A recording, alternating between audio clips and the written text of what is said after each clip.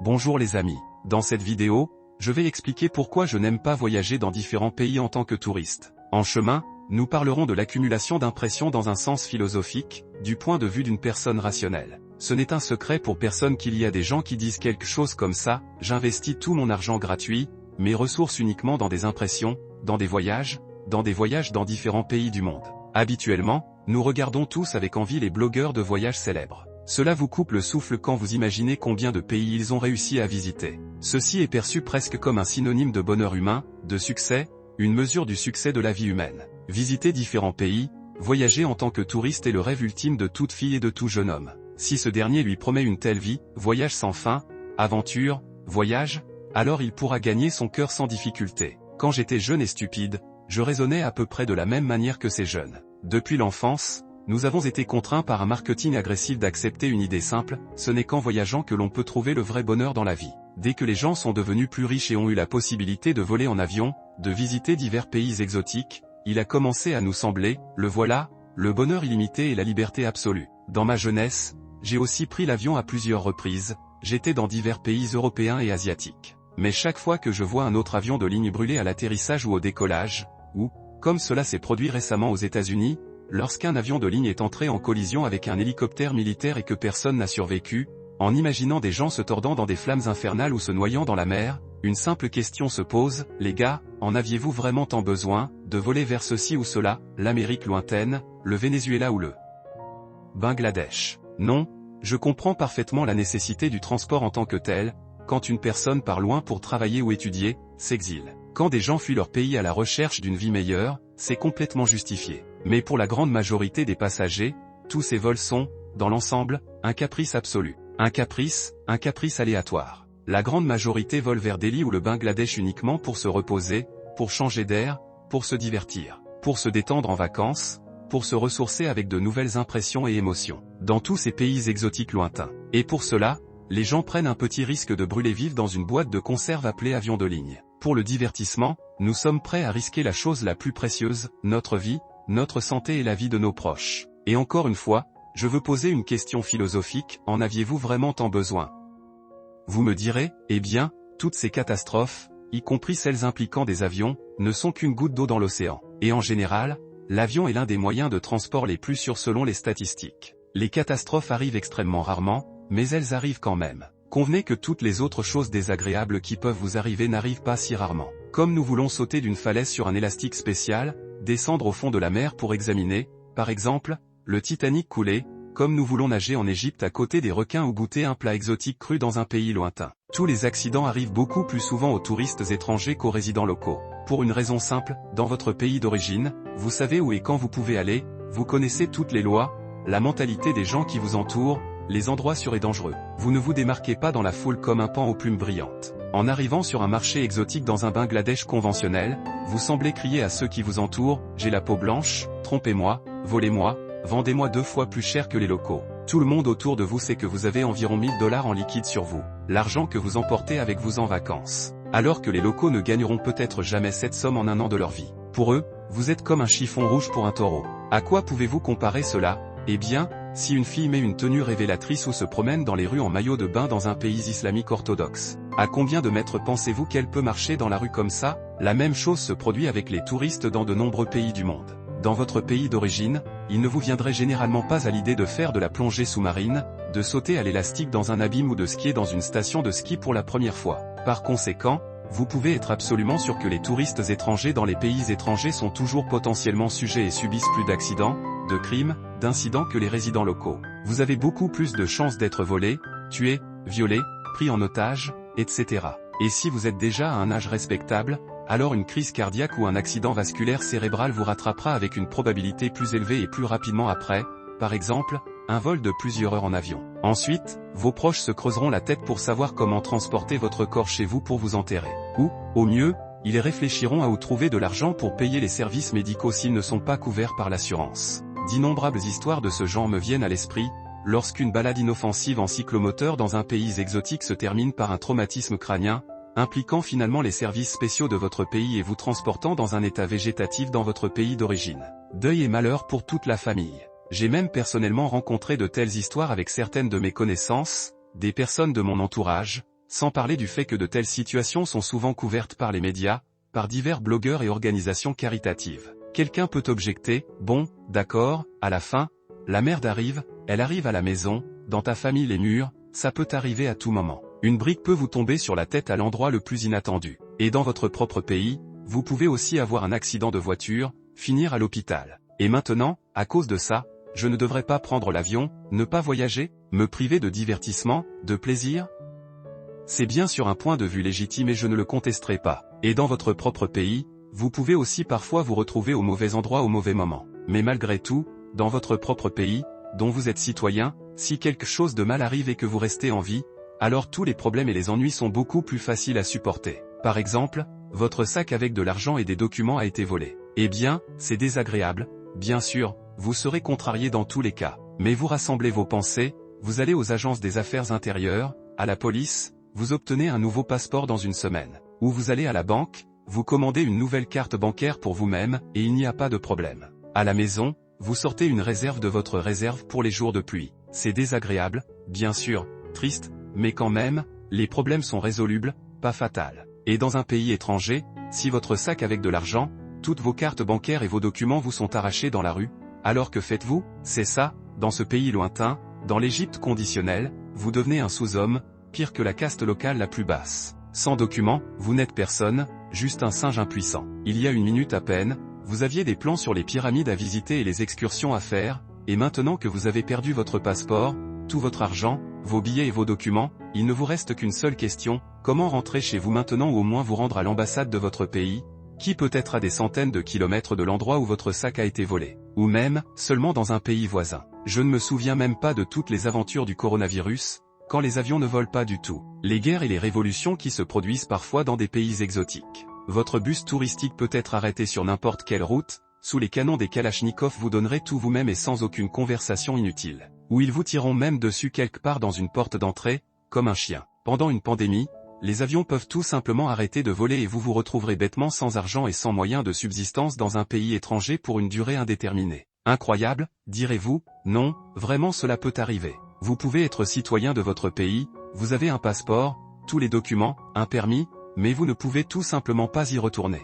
Et tous ces cataclysmes imprévisibles, bien sûr, sont mieux vécus dans votre pays d'origine, et non dans un pays étranger. Si quelque chose se passe chez vous, vous connaissez les lois, les règles, le fonctionnement du système de santé, les proches, la famille et les personnes proches sont toujours à proximité et peuvent toujours venir à la rescousse dans une situation critique. Vous connaissez les médecins, vous parlez la même langue avec eux sans aucun accent. Ils vous traitent comme une personne, et non comme un étranger qui ne comprend pas les particularités de la mentalité, du discours. Vous pouvez être perçu comme un singe impuissant, votre statut est vulnérable. Si quelque chose vous arrive chez vous, vous savez toujours dans quelle pharmacie vous pouvez acheter certains médicaments, ou obtenir une ordonnance. Vous ne serez pas mis en prison dans un autre pays, simplement parce que vous, ne connaissant pas les lois locales, avez emporté avec vous quelques analgésiques ou comprimés contre la toux contenant, par exemple, de la codéine, ou substance de l'opium en concentration minimale. Une telle histoire s'est produite, par exemple, en Géorgie, lorsque des touristes israéliens ont été emprisonnés simplement parce qu'ils avaient des médicaments inoffensifs dans leur armoire à pharmacie.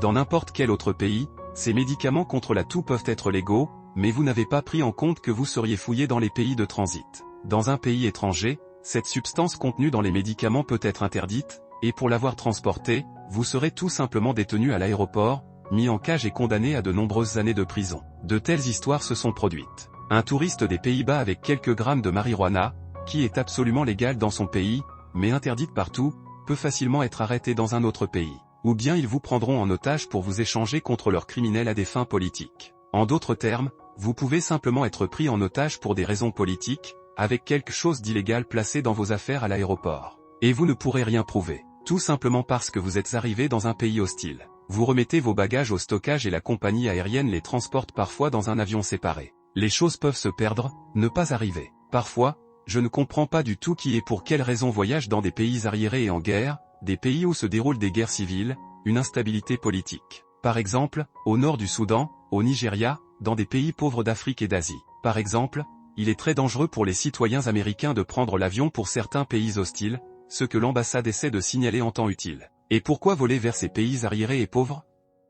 N'avez-vous pas vu la pauvreté dans votre propre pays?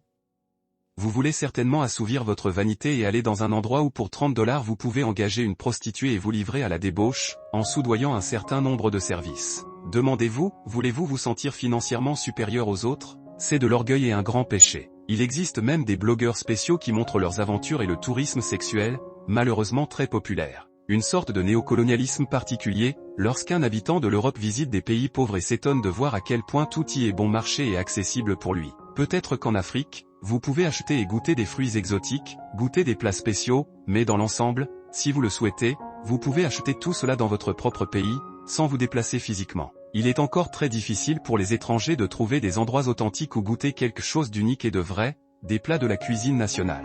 Quel genre d'exotisme les gens recherchent-ils dans tous ces pays? Ce n'est pas clair. L'exotisme de la pauvreté, de l'extrême pauvreté? Après tout, en réalité, tous les riches de n'importe quel pays du monde vivent plus ou moins de la même manière depuis longtemps. Le style de vie d'un riche en Afrique et aux USA, par exemple, n'est pas très différent. Et la classe moyenne aussi. Et la couleur et l'exotisme ne subsistent que là où les gens n'ont même pas d'argent pour acheter des articles ménagers de base, des choses pour la vie. Pourquoi Monsieur Bête fait-il du travail caritatif? D'un côté, c'est merveilleux, louable, cela aide les gens des pays pauvres. Mais tout cela est fait pour le spectacle, et pourtant une part de vanité, de servilité démonstrative dans cette aide humanitaire est toujours présente. Peut-être que parmi les pays développés, seul le Japon et quelques autres pays ont conservé une sorte de couleur nationale. Et cela est dû au fait qu'historiquement ils ont été fermés au reste du monde pendant des siècles. Et dans tous les autres pays, à cause de la mondialisation, tout est depuis longtemps mélangé, la culture, le mode de vie, le comportement. Tout est plus ou moins pareil. Pourquoi voyager dans un pays qui n'est presque pas différent du vôtre? Tout le monde pointe encore du doigt les mêmes smartphones chinois, porte plus ou moins les mêmes vêtements, mange plus ou moins les mêmes produits. Même les fast-foods sont les mêmes. Eh bien, dites-moi, pourquoi devrais-je, par exemple, aller dans une hypothétique Allemagne ou Pologne? Pour quelle couleur? Essayer des saucisses à la bière, mais avec un autre nom? Eh bien, dans mon pays, il y a ces mêmes saucisses. Quel est l'intérêt de voyager à travers l'Europe? Oui, si vous avez été, par exemple, fasciné toute votre vie par l'histoire de la Rome antique, alors vous voudrez probablement voir le Colisée de vos propres yeux, toucher l'architecture. Mais encore une fois, si vous en avez besoin pour le travail ou à des fins éducatives, culturelles. Mais en tant que touriste philistin, pour vous divertir, c'est très douteux. Flotter sur une gondole le long des canaux de Venise. Vous pourriez éprouver une certaine déception. Pourquoi être déçu? Vous ne pourrez toujours pas ressentir le charme et les subtilités de l'histoire de ce lieu comme le font les autochtones. Vous pourriez tout aussi bien regarder des centaines de vidéos détaillées sur Internet sur les voyages dans cet endroit qui vous intéresse. Français, écoutez les historiens de l'art professionnel ou simplement les blogueurs intéressants. Il n'est pas nécessaire de traverser le globe pour se rendre en Inde, de risquer d'avoir une thromboembolie dans l'avion et de mourir, pour voir les spécificités de la vie des populations locales. Eh bien, c'est purement mon opinion personnelle. Je ne l'impose à personne. Les voyages virtuels sur YouTube sont beaucoup plus agréables et instructifs. Bien sûr, il est toujours intéressant de voir de ses propres yeux, à travers le prisme de ses propres sentiments, et non à travers les yeux d'un blogueur qui est venu là-bas. Mais le point de vue d'une autre personne peut être encore plus intéressant que votre propre fenêtre de vision étroite. Si vous mettez tous les risques et toutes les souffrances sur la balance avec une certaine originalité de regard et de perception, alors votre perception personnelle ne l'emportera pas toujours sur les avantages de regarder des vidéos de voyage. Par exemple, l'exposition à la nourriture colorée locale se termine souvent par une diarrhée, des rendez-vous de plusieurs heures à serrer les toilettes de l'hôtel. Pour expérimenter personnellement tous les goûts et toutes les couleurs du monde, une vie entière ne suffit pas. Même un voyageur passionné ne pourra pas le faire. Le monde est diversifié et infini en connaissances. Si les blogueurs de voyage populaires gagnent au moins de l'argent grâce à leur voyage, alors tous les autres ne font que dépenser. Dépenser leur argent durement gagné, pour le plaisir des impressions. Il est maintenant très à la mode de dire des phrases « Je collectionne des impressions du monde entier » ou « J'investis dans des impressions. Je collectionne des impressions, en dépensant toutes mes ressources gratuites pour cela. » Comme si je suis très spirituel et éclairé. Vous savez, j'ai personnellement communiqué avec des individus soi-disant spirituels, des voyageurs. Toutes leurs conversations se résument à l'idée qu'ils sont si spirituels, si éclairés, qu'ils ont fait l'expérience de la vie, qu'ils ont visité tel ou tel pays, essayé tels et tels plats, essayé tels et tels vêtements. Mais en fait, peu importe combien j'ai essayé, certains je n'ai pas trouvé de profondeur particulière de personnalité chez ces personnes. Les Philistins superficiels ordinaires, qui souvent ne lisent pas de livres, ne s'intéressent souvent à rien d'autre qu'au voyage lui-même. Pour eux, le voyage est important en tant que processus, comme une sorte de psychothérapie pour cacher leur traumatisme psychologique profond. J'ai été surpris, mais il s'est avéré qu'il n'y a même pas grand-chose à dire avec de telles personnes. Malgré leurs assurances, Ils sont loin de la philosophie, de la culture, de l'art, de toute compréhension particulière du monde. Nous pensons tous que les gens qui voyagent beaucoup, qui ont visité des dizaines de pays, savent quelque chose sur les gens que tout le monde ne sait pas. En fait, non. Paradoxe, une personne peut être bien plus développée spirituellement et intellectuellement sans jamais quitter son pays que tous ces soi-disant gourous éclairés d'Instagram, qui regorgent de photos sur les réseaux sociaux de nombreux pays exotiques. Pourquoi y allez-vous? Pour apprendre quoi? Confort psychologique ou pour amuser votre vanité? Télécharger de belles photos sur Instagram et vous vanter auprès de vos amis? Quel est le but de tel voyage? C'est incroyable, avec de la sueur et du sang, avec leurs nerfs, les gens gagnent de l'argent pendant toute une année pour économiser pour un voyage dans un pays exotique lointain. Et ils appellent cela une manifestation de leur singularité et de leur illumination. Risquer leur santé, leur nerf et même une petite chance de se brûler lors de l'atterrissage dans une boîte de conserve appelée avion de ligne. Je ne veux pas vous inculquer des phobies inutiles. Je veux juste attirer votre attention sur le fait que les gens raisonnables n'agissent généralement pas comme ça. C'est stupide, vivre de prêts, d'hypothèques et de cartes de crédit, être de service 24 heures sur 24 au travail, travailler essentiellement jusqu'à l'épuisement, souffrir toute l'année, pour partir en vacances pendant 2 semaines et ensuite s'offrir un saut en parachute et une plongée sous-marine. Je sais des gens dont les proches sont morts ainsi après avoir plongé dans l'une des stations balnéaires. Il est déraisonnable pour une personne non préparée de commencer soudainement à plonger après un bref briefing. Et la même question revient constamment, est-ce que ça valait le coup? Échanger la chose la plus précieuse, c'est-à-dire risquer sa vie, pour une poussée d'adrénaline momentanée. Non, mes amis, les gens raisonnables ne font généralement pas ça. Considérez-moi comme ennuyeux, peu importe. J'ai déjà beaucoup voyagé dans mon enfance, dans ma jeunesse. C'est un sentiment inconfortable de ne pas connaître la langue parlée par les locaux. Même si vous avez appris la langue du pays dans lequel vous voyagez, les locaux riront toujours à cause de votre accent. Pourtant, malgré le respect ostentatoire, la culture, ils vous considéreront légèrement comme une personne de seconde classe. Un peu différent d'eux. Il m'est même difficile d'imaginer à quel point c'est dur pour un émigrant dans un pays étranger. Mais au moins, cela a en soi une certaine signification, une personne part pour une vie meilleure. Mais oublie les valeurs spirituelles, le sentiment de sa patrie et de son pays. Une fois, dans une autre vidéo, j'ai donné l'exemple du célèbre joueur de tennis espagnol Rafael Nadal, qui a déclaré que du point de vue du paiement des impôts, des prestations, il aurait dû changer de nation. Mais la valeur de communiquer avec sa famille et ses amis dans sa langue maternelle, sans aucun accent, la valeur de l'Espagne elle-même pour lui est supérieure au double ou au triple des avantages matériels. Malheureusement, nous ne prenons souvent pas en compte ces valeurs, nous ne comprenons pas ce que notre pays nous donne vraiment. Et ce ne sont pas des mots pompeux. La valeur de venir, par exemple, dans un café ou un magasin et de parler à une vendeuse dans sa langue maternelle, de plaisanter dans cette langue, de comprendre la blague de l'interlocuteur en réponse. La barrière de la langue n'est pas un obstacle mineur, comme cela peut paraître à première vue. C'est une partie importante et significative de notre vie, de notre santé mentale. Quand tu te sentais comme une personne à part entière, et soudain après l'émigration ou lors d'un voyage touristique, on commence à se sentir comme une sorte de paria parmi les gens normaux. D'accord, c'est un coup porté à l'équilibre mental. Le stress d'être dans un environnement linguistique étranger provoque généralement un inconfort, c'est le moins que l'on puisse dire, chez une personne normale. Bien sûr, il y a des personnages, souvent de type psychopathe, qui éprouvent du plaisir face à un tel stress, ils aiment changer d'environnement, les surprises constantes, le changement de décor. Des toxicomanes éternellement voyageurs, comme ces mêmes blogueurs de voyage, qui ne peuvent plus vivre sans un mode de vie nomade permanent. Habitude. Mais pour eux, je le répète, au moins c'est un travail. Ils en tirent de l'argent. Et pour le reste, l'image d'un nomade à succès, d'un voyageur, imposé par le marketing. Connaître une culture étrangère? Français des impressions, je le répète, en venant dans un pays pour 2 à 3 semaines, vous ne comprendrez jamais et ne ressentirez jamais pleinement aucune culture étrangère, aucune signification profonde de ce peuple. C'est tout simplement impossible, vous ne deviendrez pas plus intellectuel ou éclairé, vous vivrez simplement physiquement quelques jours ou semaines dans un autre pays, et c'est tout. Attribuer aux voyageurs un statut particulier de leader d'opinion et d'expert de la vie est stupide et faux. Quand je vois comment un voyageur étranger, venant en Biélorussie, par exemple dans la ville de Minsk, commence à juger à quel point quelque chose est organisé ici de manière gênante, qu'il y a peu d'établissements ou de cafés dont il a besoin, vous comprenez que cette personne ne comprend pas et ne ressent pas le mode de vie que mènent les gens dans ce pays.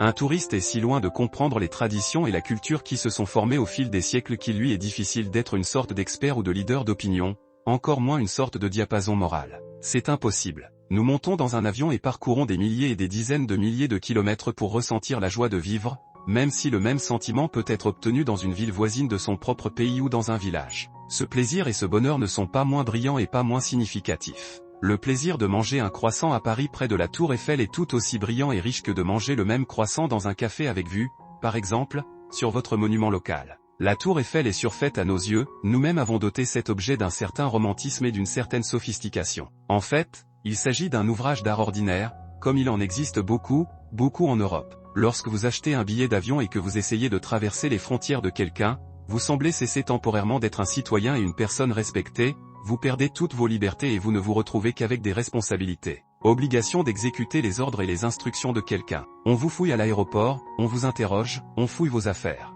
Les douaniers peuvent littéralement fouiller votre linge sale dans votre sac avec des gants. Ils peuvent vous obliger à enregistrer vos objets les plus précieux, et vous ne pourrez alors que prier pour que vos affaires s'envolent avec vous ou se perdent quelque part. Ils peuvent même vous refuser l'entrée dans le pays où vous vous rendez, et ils ont tous le droit de le faire. Vos dépenses, vos nerfs, vos pertes financières ne dérangent personne non plus. Vous n'êtes personne. Vous n'êtes pas une personne, mais un touriste étranger ordinaire, que de nombreux employés d'aéroports et locaux peuvent traiter avec dédain. Personne ne vous a invité ici et personne n'a besoin de vous ici. Ils ont seulement besoin de votre argent. Presque tous les services de douane du monde agissent et raisonnent de cette façon ou quelque chose comme ça. Tout ce stress, ces aventures, ces nouvelles aventures. Si vous aimez cela, alors voyagez, prenez des risques, accumulez, comme on dit maintenant, des impressions. Pour que dans la vieillesse vous ayez quelque chose à retenir. En fait, dans la vieillesse, nous sommes souvent confrontés à l'encéphalopathie et à une indifférence totale aux souvenirs. Mais cette vérité ne rentre pas dans le marketing ordonné des agences de voyage. Accumuler des impressions, des circuits de dernière minute vous attendent. Ce sont mes pensées, mes amis. Il y a de quoi réfléchir. Merci de votre attention, et à la prochaine.